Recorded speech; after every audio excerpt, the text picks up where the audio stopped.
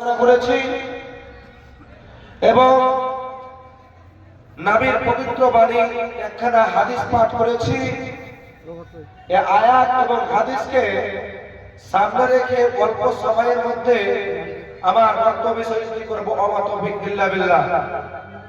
তার আগে আমি আমার শ্রোতা মণ্ডলীকে একটু অনুরোধ করে বলবো, দাঁড়িয়ে না থেকে সামনে এসে বসে যান। আয়াত এবং হাদিসের পরিপ্রেক্ষিতে যে বিষয়টি নিয়েছি আমি, সেটি হলো মুমিন। মুমিন শব্দের অর্থ হলো বিশ্বাস করা, আমার হতে নির্গত, যার শাব্দিক অর্থ হলো বিশ্বাস করা আন্তরিকের সাথে। ইসলামী শরিয়াতের পরিভাষায় মুমিন তাকেই বলা যায় যারা নবী, রাসূল, কিতাব, দ্বীন এই সমস্তর প্রতি, কালমা তাওহীদ এর প্রতি বিশ্বাস রাখার নাম হচ্ছে মুমিন, ঈমান। একটু বলে দেন যারা রাস্তায় ভলান্টিয়ার দায়িত্ব আছে, ওরা যেন রাস্তাটা ক্লিয়ার রাখে, মেয়ে ছেলেকে যদি পাঠিয়ে দেয়, ওরা একটু না ভালো। যারা ভলান্টিয়ার রয়েছে, রাস্তাতে খুব জ্যাম হচ্ছে, আপনারা রাস্তাটাকে ক্লিয়ার করে দেন। যারা ভলান্টিয়ার রয়েছে তাদেরকে বলছি, আপনারা রাস্তাটাকে ক্লিয়ার করে দেন, অনেক জ্যাম হচ্ছে। জি, বলছিলাম যে মুমিন প্রত্যেক জিনিসের একটি করে গুণ রয়েছে। মুমিনটা হলো গুণবাচক, যার মধ্যে ঈমান রয়েছে।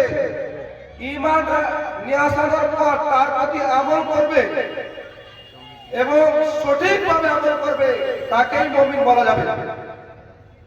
তাহলে বোঝা গেল যে মুমিন কাকে বলা হয়। আজ আমরা প্রত্যেক যে কোনো কাজ করি, কাজ করতে গেলে আমাদের কে একটি উদ্দেশ্য রাখা প্রয়োজন। যে কোনো জিনিসের আমাদের উদ্দেশ্য যদি না থাকে, তা আমরা সফল হতে পারবো না। কি করছি, ধরেন এই জালসা আমরা আরম্ভ করছি, আমাদের জালসার একটি তো উদ্দেশ্য রয়েছে অবশ্যই। সেই রকম মুমিনের উদ্দেশ্য হলো আল্লাহ তাবারক ওয়া তাআলাকে রাজি করা, রাজি করে জান্নাতে যাও। তাহলে আল্লাহ পাক রব্বুল আলামিন তার পবিত্র গ্রন্থের মধ্যে বলেছেন, কুল ইন্নাস সালাতি ওয়া নুসুকি ওয়া মাহইয়ায়া ওয়া মামাতি লিল্লাহি রাব্বিল আলামিন। হে নবী, তুমি তাদেরকে বলে দেন, আমার সালাত, আমার কুরবানি, আমার বেঁচে থাকা সমস্ত কিছু ওই মহান আল্লাহ তাবারক ওয়া তাআলার জন্য। তাহলে ওয়াতরাতে পরিষ্কার বলতে পারছি যে যারা মুমিন হবে, প্রকৃত মুমিন হবে, তাদের উদ্দেশ্য হলো আল্লাহ তাবারক ওয়া তাআলাকে রাজি করা। তাদের সালাত হবে তার জন্য, তাদের কুরবানি হবে আল্লাহর জন্য, পৃথিবীতে বেঁচে থাকবে যা কিছু করবে আল্লাহকে রাজি করার জন্য। আল্লাহ পাক রব্বুল আলামিন বলছেন, ওয়া মিনান নাসি মান ইশতারি নাফসাহু ইবতিগাআ মারজাতিল্লাহ। আল্লাহ তাবারক ওয়া তাআলা বলছেন, মানুষের মধ্যে এক শ্রেণীর লোক রয়েছে যারা শুধুমাত্র আল্লাহ তাবারক ওয়া তাআলাকে রাজি করার উদ্দেশ্যে থাকে। ওয়াল্লাহু রাউফুম বিল ইবাদ, এবং আল্লাহ পাক রব্বুল আলামিন সেসব বান্দাদের প্রতি অত্যন্ত সন্তুষ্ট, তিনি মেহেরবান। তাহলে এই আয়াতে পরিষ্কার বোঝা যাচ্ছে যে যারা আল্লাহ তাবারক ওয়া তাআলাকে ভালোবাসবেন, আল্লাহকে রাজি করবেন, সেই ব্যক্তিদেরকেও আল্লাহ পাক রব্বুল আলামিন ভালোবাসবেন। যে কোনো জিনিস আমরা তৈরি করি, তার মধ্যে যে একটি উদ্দেশ্য রয়েছে, তা আল্লাহ তাবারক ওয়া তাআলা আমাদেরকে যে সৃষ্টি করেছেন তার উদ্দেশ্য কি? আল্লাহ পাক রব্বুল আলামিন তার পবিত্র কালাম পাকের মধ্যে বলছেন, ওয়া মা খালাকতুল জিন্না ওয়াল ইনসা ইল্লা লিয়াবুদুন। আমি মানুষ এবং জিন জাতিকে এই জন্যই সৃষ্টি করি না যেন তারা আমার ইবাদত করে, শুধুমাত্র আমার ইবাদত করবে। তাহলে আল্লাহ তাবারক ওয়া তাআলার একটা উদ্দেশ্য রয়েছে, যেরকম আমাদের উদ্দেশ্য রয়েছে যে আল্লাহ তাবারক ওয়া তাআলাকে রাজি করে নিয়ে আমাদেরকে জান্নাতে যেতে হবে, সেরকম আল্লাহ তাবারক ওয়া তাআলার একটা উদ্দেশ্য হলো যে আমার বান্দা আমার ইবাদত করবে, আমার প্রশংসা করবে। তাহলে আমরা পরিষ্কার বলতে পারছি যে আমাদেরকে আল্লাহ তাবারক ওয়া তাআলাকে রাজি করতে হবে। আল্লাহ বলছেন লা আবুদুল্লাযী ফাতারানি ওয়া ইলাইহি তুরজাউন। আমাদের কি করণীয় থাকতে পারে যে আমাদেরকে এই জন্য সৃষ্টি করেছে আল্লাহ পাক রব্বুল আলামিন, তাকে রাজি করার জন্য। ফাতারাস সামাওয়াতি ওয়াল আরদ হানিফা, আসমান এবং জমিনকে এর মধ্যে যা কিছু রয়েছে, ওয়া মা আনা মিনাল মুশরিকিন, আমি তাদের অন্তর্ভুক্ত নই। যারা প্রকৃত মুমিন হবে, যারা পীরের পূজা করবে, যারা মূর্তির পূজা করবে, তারা কখনোই তাদের অন্তর্ভুক্ত হবে না।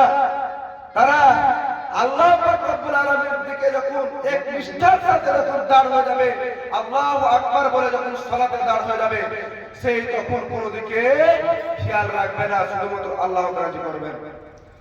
তাহলে আল্লাহ পাক রাসূল বলছেন যার মধ্যে ঈমান রয়েছে, ঈমানের যার মধ্যে ঈমান থাকবে, সেই ব্যক্তি ঈমানের স্বাদ অনুভব করতে পারবে। আল্লাহ পাক রাসূল বলছেন, হযরত আনাসের হাদিসটি তিনি বলছেন, ওয়ালা সালাসুন মান কুন্না ফি ওয়াজাদা বিহিন্না হালাওয়াতাল ঈমান।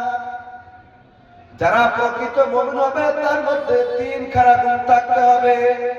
নাম্বার 1, তিনি বলছেন, রাসূল সাল্লাল্লাহু আলাইহি ওয়াসাল্লাম বলছেন, যে ব্যক্তি মুমিন হবে সেই ঈমানের স্বাদ অনুভব করতে পারবে এবং তার মধ্যে তিনখানা গুণ থাকবে। নাম্বার 1 হলো, তিনি বলছেন মিম্মা সাওয়াহুমা, রাসূল বলছেন যে আল্লাহ এবং আল্লাহর রাসূলকে সবচেয়ে প্রিয় হতে হবে। দুনিয়ার মানুষের চেয়ে, দুনিয়াতে পিতা মাতা আত্মীয় স্বজন মানুষ যত রয়েছে, সমস্ত মানুষের চেয়ে আল্লাহ এবং আল্লাহর রাসূলকে প্রিয় হতে হবে। আইয়ুহিব্বাল মারআ লা ইউহিব্বুহু ইল্লা লিল্লাহ। কোন ব্যক্তি যদি অন্য ব্যক্তিকে ভালোবাসে, তাহলে তাদের লক্ষ্য উদ্দেশ্য থাকতে হবে যে আল্লাহ তাবারক ওয়া তাআলাকে রাজি করব।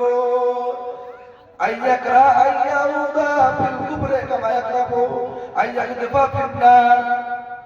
কোন মানুষ যদি ইসলাম থেকে মুশরিক হয়ে যায়, ইসলাম থেকে মুশরিকে, হিন্দু ধর্ম গ্রহণ করলে, অন্য ধর্ম গ্রহণ করলে, যেরকম মানুষ আগুনে নিক্ষিপ্ত হওয়াকে অপছন্দনীয় মনে করে, সেই রকম আমাদেরকে অপছন্দনীয় মনে করতে হবে।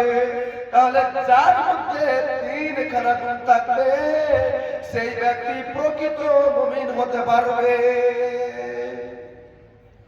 নবীজি বলছেন, হযরত ইবনে আব্বাস রাদিয়াল্লাহু তাআলা তিনি বলছেন, নবী করিম সাল্লাল্লাহু আলাইহি ওয়াসাল্লাম বলেছেন, যাকাতু আমার ঈমান মান রাজিয়া বিল্লাহি রাব্বাহু ওয়া বিল ইসলামি দীন ওয়া বিমুহাম্মাদ নবিয়্যা। নবীজি বলছেন, আল্লাহকে রব, রাসূলকে নবী বলে, দ্বীনের প্রতি বিশ্বাস রেখে, আন্তরিকতার সাথে বিশ্বাস রাখবে, সেই ব্যক্তি ঈমানের স্বাদ অনুভব করবে। তাহলে আমাদের মধ্যে ঈমান আছে কি না আছে আপনারা ভাবুন। যারা প্রকৃত মুমিন হবে তারা এই মঞ্চে বসবে, বসে তারা দ্বীনের কথা শুনবে, তারা কোরআনের কথা শুনবে, অন্য কিছু